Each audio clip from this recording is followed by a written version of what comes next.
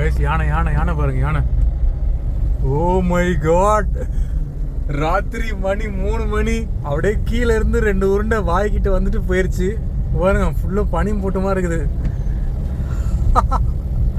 சும்மா எதிர்ச்சியாக camera on பண்ண எனக்கு யானை மாட்டிக்கிச்சு. கேமராவில் கொஞ்சம் மிஸ் தான் யானை கிட்ட நான் மாட்டியிருப்பேன்.